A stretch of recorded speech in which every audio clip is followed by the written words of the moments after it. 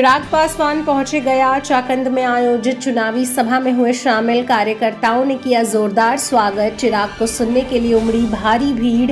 कहा, देश की मजबूत अर्थव्यवस्था के लिए तीसरी बार बनाए मोदी जी को प्रधानमंत्री। गया संसदीय क्षेत्र के एनडीए उम्मीदवार पूर्व मुख्यमंत्री जीतन राम मांझी के पक्ष में चुनावी सभा को संबोधित करने चिराग पासवान चाकंद पहुंचे। इस मौके पर जीतन राम मांझी समेत एनडीए गठबंधन से जुड़े अन्य नेतागण भी मौजूद थे। यहां पर कार्यकर्ताओं तथा नेताओं के द्वारा चिराग पासवान का भव्य स्वागत किया गया। उन्होंने अपने संबोधन में कहा कि केंद्र और राज्य में भी एनडीए की सरकार है। हम लोगों को इन बातों को मद्देनजर रखने की जरूरत है।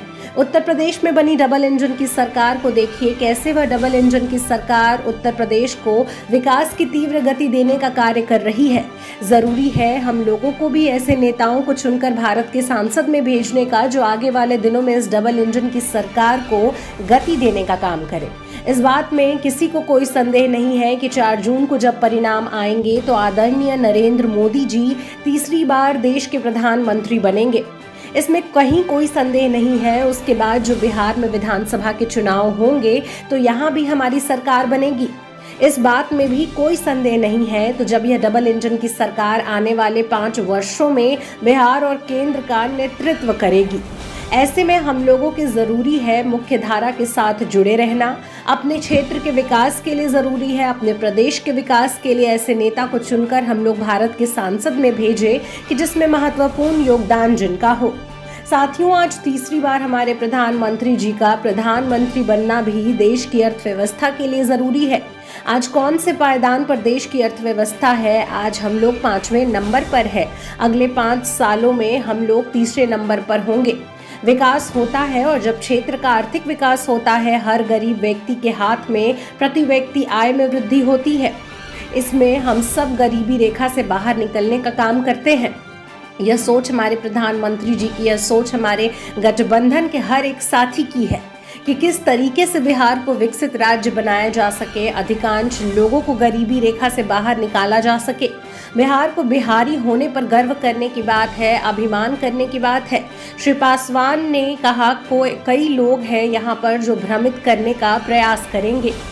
बिना नाम लिए गया के राजद प्रत्याशी कुमार सर्वजीत पर कहा कि किस परिस्थिति में कैसे उनके परिवार के साथ दुर्घटना घटी थी, परिवार के सदस्य के साथ किस तरीके से हत्या हुई थी, वह दौर क्या था। बिहार के जिलों को विकास के लिए नहीं, यहाँ पर रोजगार शिक्षा के लिए नहीं, सिर्फ नक्सलवाद के लिए जाना जाता था। आज आप लोगों के बीच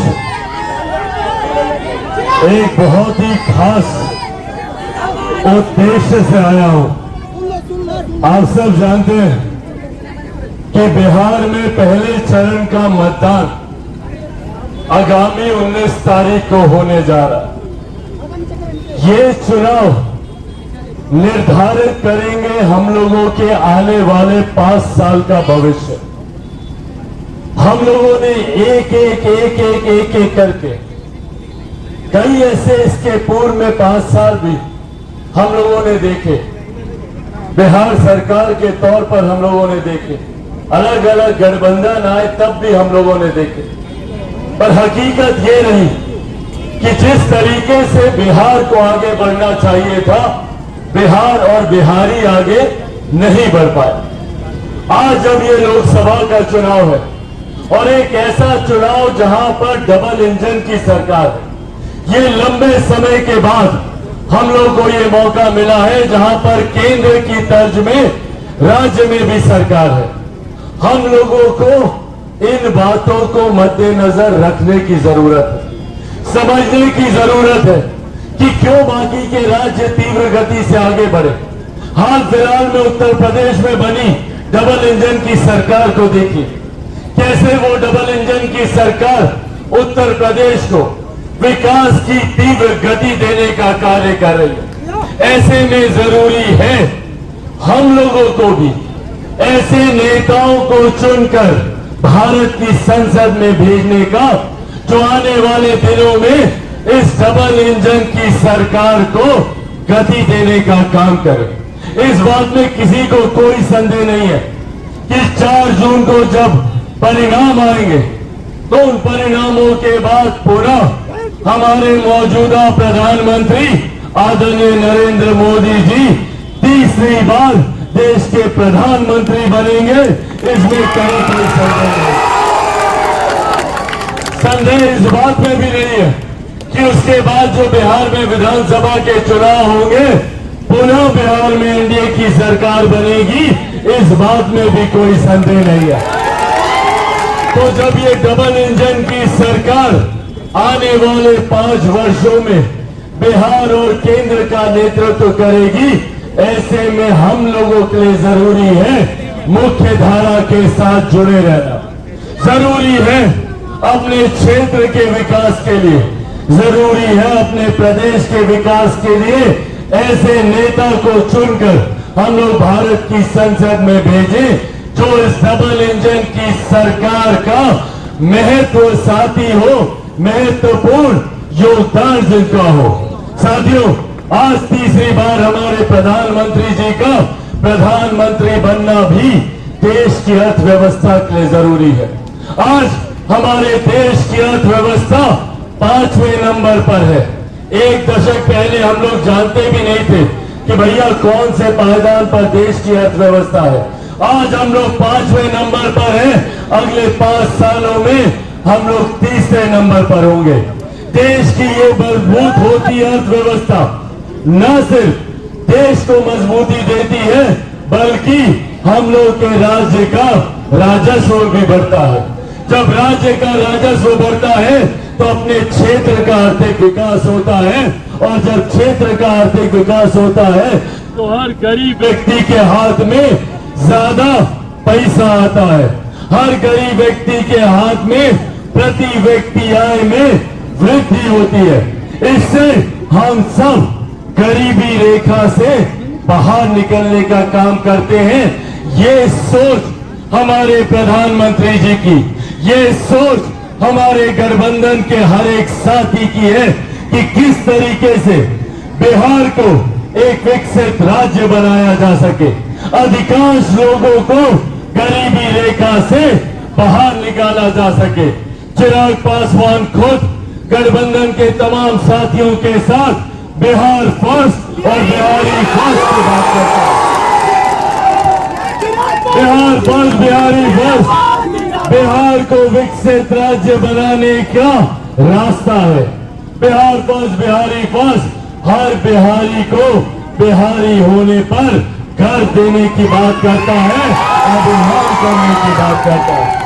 आने वाले दिनों में कोई भी बिहारी युवा दूसरे राज्य न जाए शिक्षा के लिए, रोजगार के लिए, इसका प्रबंध करने की बात बिहार फर्स्ट और बिहारी फर्स्ट करता है।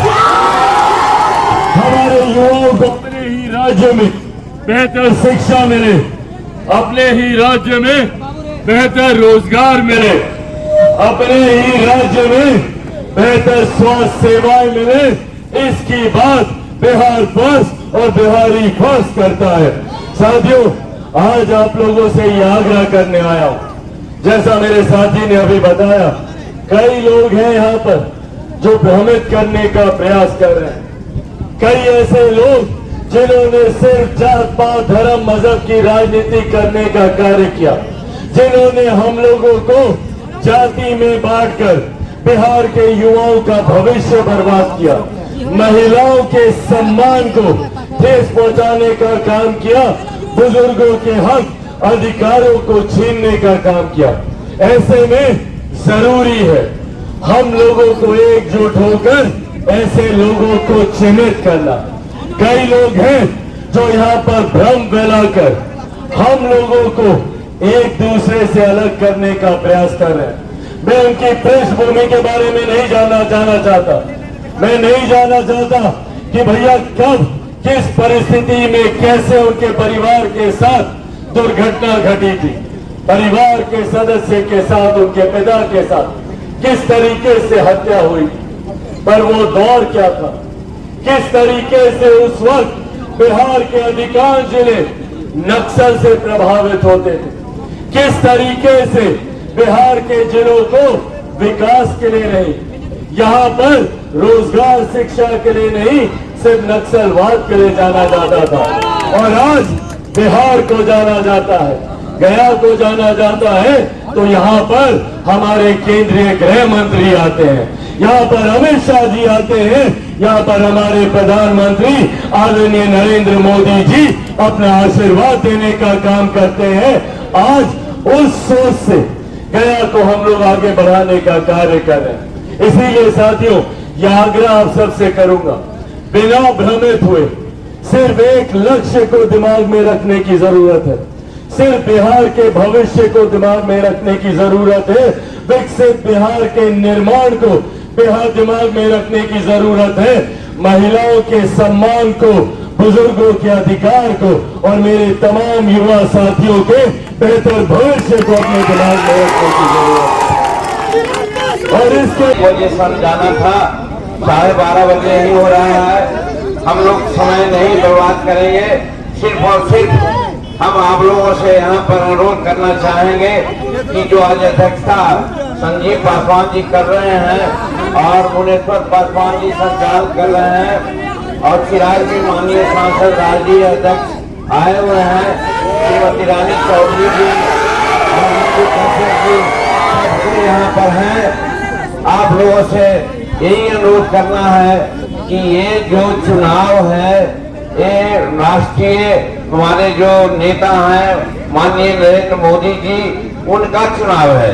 अब की बार 400 पार का नारा दिया गया है और बिहार में हम लोग 400 सीट देने के लिए हम लोग वादा कर रहे हैं और इसी में सब कोई हम लोग अपने अपने क्षेत्रों में लड़े हुए हैं। देखिए 4 का एक बहुत बड़ा संयोग बना है, 400 पार की बात कही गई है, 40 सीट लेने की बात की गई है और 4 जून को रिजल्ट होने वाला है और ईवीएम में 4 सीरियल पर ही कड़ाई छाप है, इसलिए 4 का और हम लोगों को कड़ाई छाप पर मानना चाहिए। कड़ाई छाप पर ही है दीजिएगा वोट तो कमल को मिलेगा, कड़ाई छाप पर वोट दीजिएगा तो वो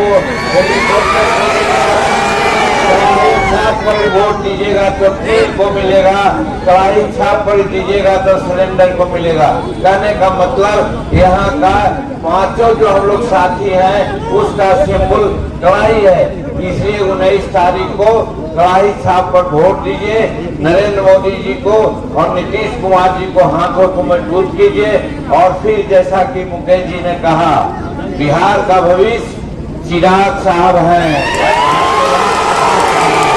और केंद्र में जा करके हम लोग परिस्थितियां बनावेंगे कि बिहार का अगला भविष्य चिराग साहब हैं। सब लोग जातीय उन्माद में न आकर के कि हमारा फलना जात है नहीं, हम लोग सब एक हो करके बिहार को और हम लोग का भविष्य को देख करके 19 तारीख को आप वोट करेंगे। यही चंद शब्द के साथ हम चिराग पासवान जी से अनुरोध करेंगे कि आप इस सभा को संबोधित करेंगे।